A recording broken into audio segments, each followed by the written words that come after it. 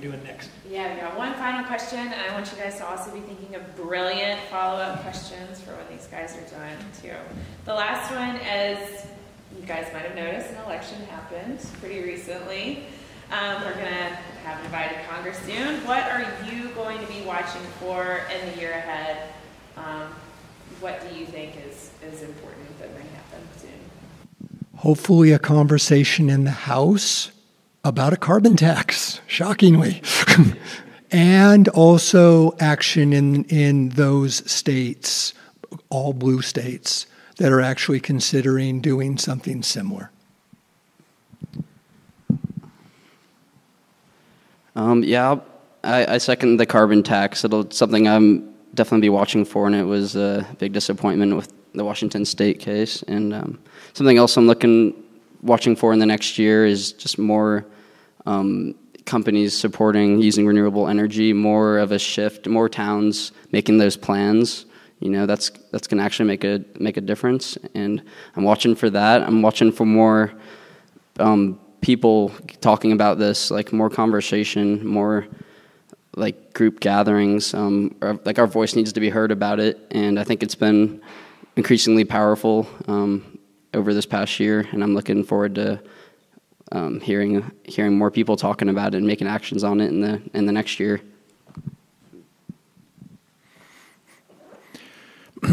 I guess, the first thing I'm not necessarily looking forward to it, kind of the opposite here, but what's going to hit next? And do we have a galvanizing moment, whether it's a hurricane, wildfires, what have you? What's it going to take to actually find a tipping point where actually we can move this into, Main Street and around kitchen tables and start moving politicians on it? It seems like that should have happened years and years ago.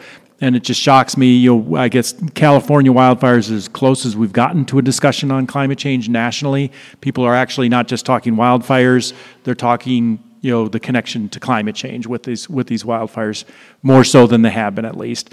Last year, Montana lit up, was such a bad fire season, and I could think of two articles here that talked about the role of climate change in Montana's forest fires.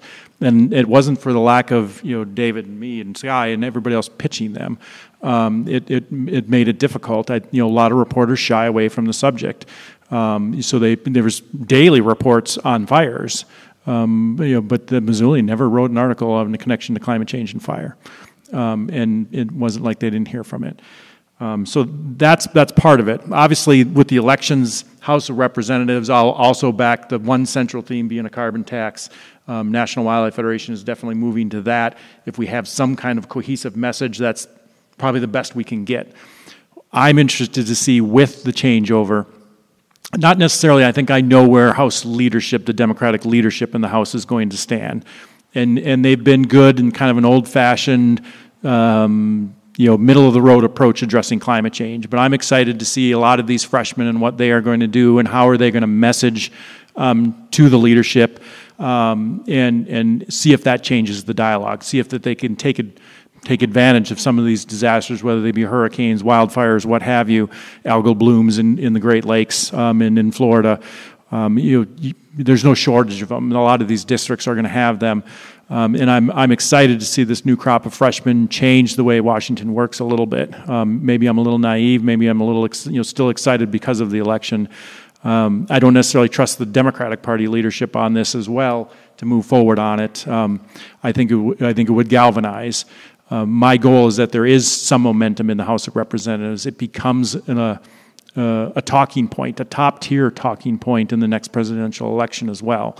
And who decides to run against our current president, it'll be interesting to see how that shakes out. But those are the kind of things I'm looking for at the national level. I'll talk a little bit about the state legislature. What I'll be looking for at the state legislature is a little bit more toned down. We need to defeat bad stuff. So, Northwestern definitely, Northwestern Energy will talk, a little bit about, trying to change laws that, allow people that have renewables and small businesses that have renewables, how Northwestern has to purchase that, the extra energy that they have from the grid back. There'll likely be an attack, somewhat instigated from Northwestern on that. There certainly will be bills probably to take away tax incentives for renewables. There'll probably be bills to make coal mining easier and at the sacrifice of clean water. There'll probably be bills that talk about oil and gas development and make that easier. And then, the last one, even electric vehicles, there's been some hubbub, that, okay, they're not paying gasoline taxes. Does that fix our roads? We need to start, make it harder, increase registration fees for electric vehicles. Kind of, you name it. It's hard to say which ones will really bubble up. The state legislature is going to be tough. I might say, little call to everybody here, call the governor. We still have a governor that isn't super active on climate change, but he does wield a veto pen on the issues. That's about all he's done in his tenure as a governor, is willed a veto pen against some of these bad, some of this bad legislation. But he needs to hear this is not his favorite subject. He wants to talk about healthcare. He wants to talk about education. He does not like talking about climate change, and it's frustrating. Maybe his bid to get some national attention in the presidential race, he's going to have to toggle to the left on this issue. It'll be interesting to see how he goes, but making sure that he knows that we want these bills vetoed if they do pass the legislature is going to be really important. Yeah, just I echo a lot of what other folks have said. I think somebody pays a lot of attention to the way climate change is talked about in media and kind of the national narrative. I'm interested to see, and I'll be watching these kind of, what I'm hoping will be substantive discussions on big ideas about solutions to climate change. It's really exciting to hear at the federal level. I think that's been missing from the conversation at the national level is these real conversations about the nitty-gritty details. So the idea of a Green New Deal is really exciting, whether or not that goes anywhere.